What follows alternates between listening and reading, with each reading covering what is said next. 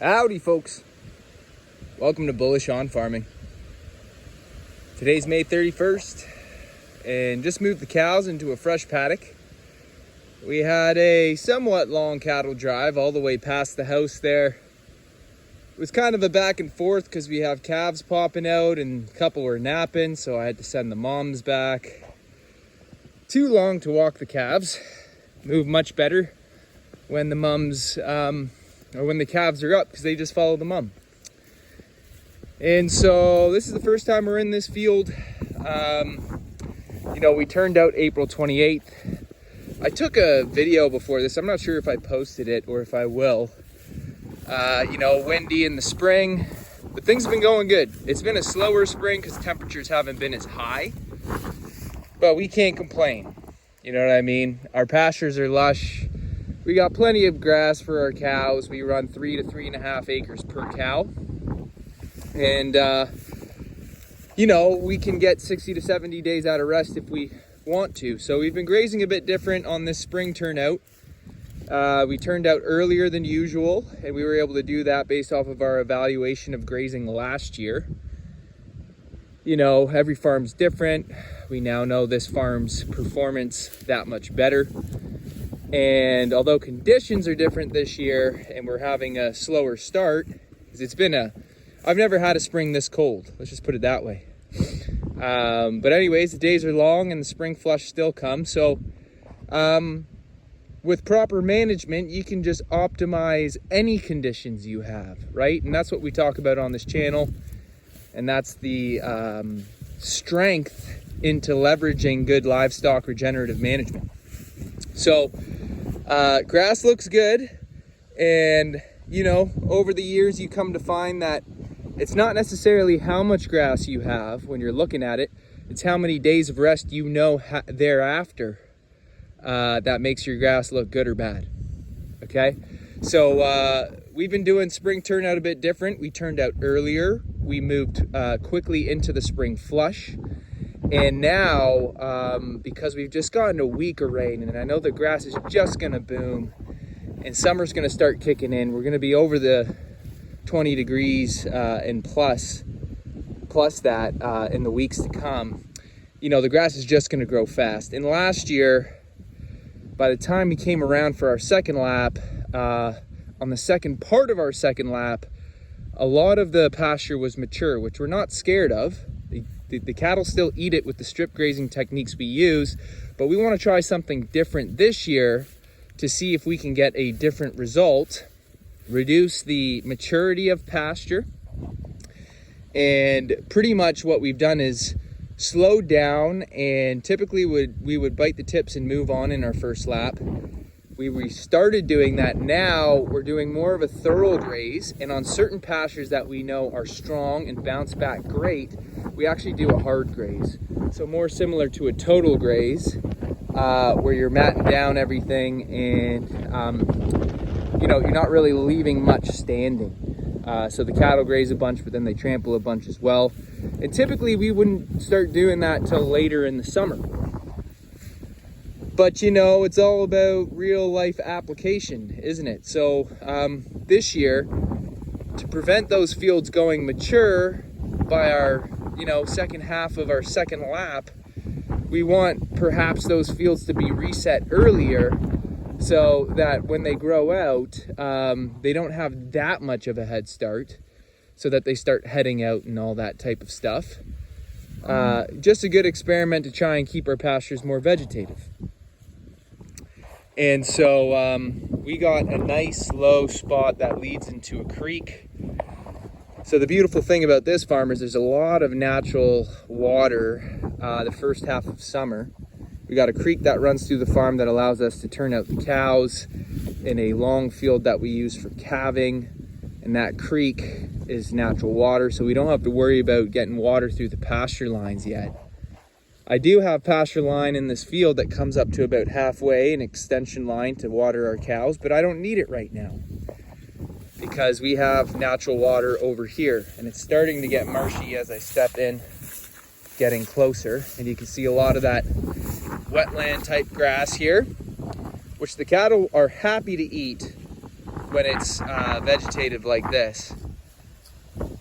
And so, you know, it's a great time of year, and our plan is actually to skip that field.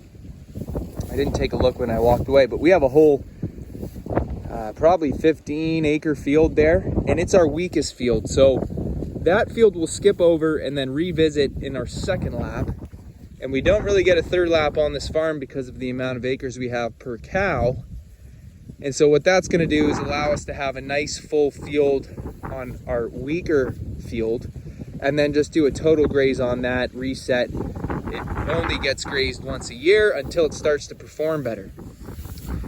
And we can do it because we could be moving quicker. The winter field is looking great. It's on the other side of the farm.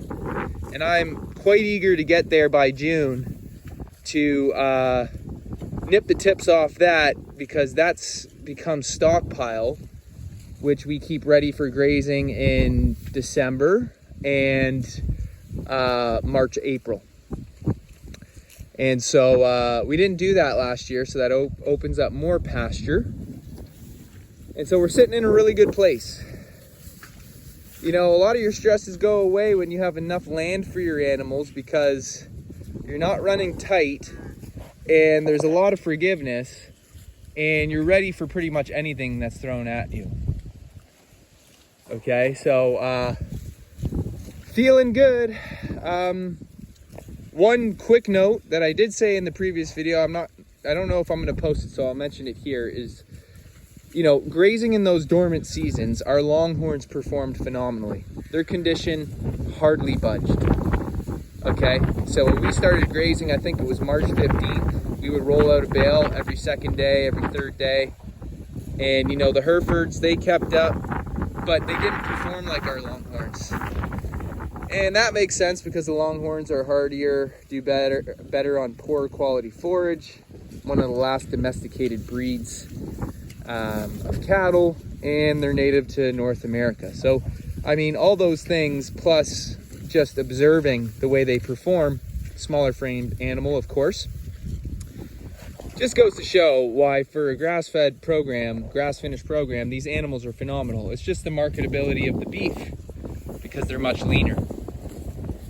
But what we did was bring in an Angus bull, a heifer bull last year, and that's what we've produced here. So this is a Longhorn Angus cross, and they come out a bit beefier than the Longhorns.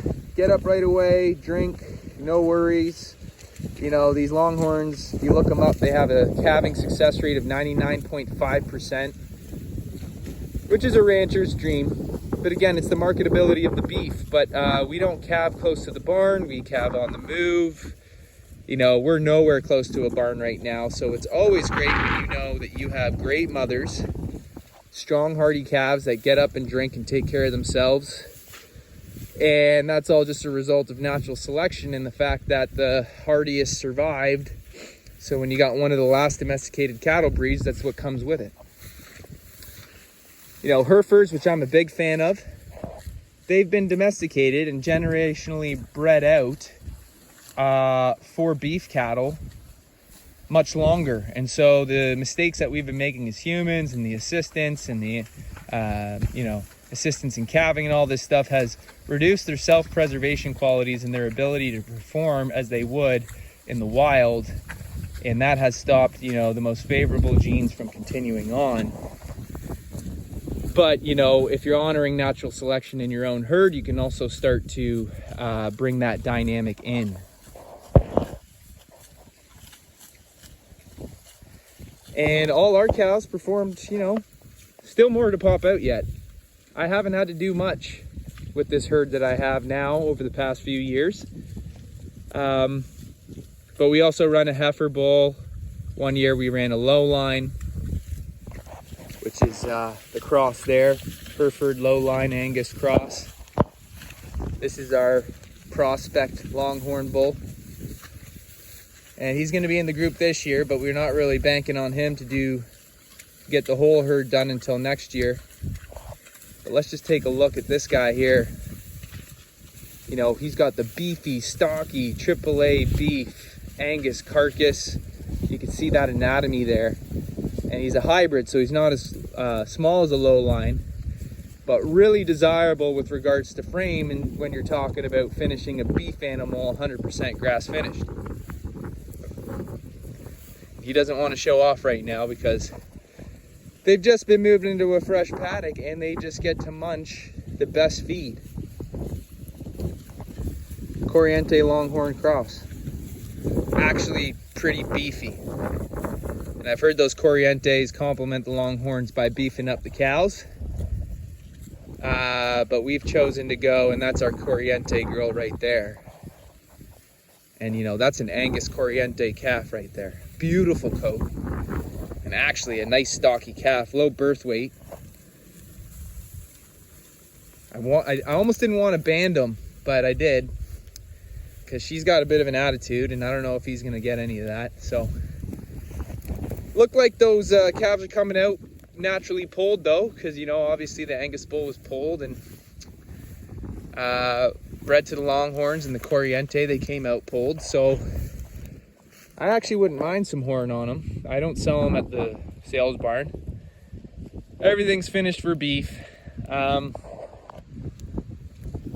you know, that's the way we like it. Cattle market's good right now, but when the cattle market's not good, your beef sales can still be good.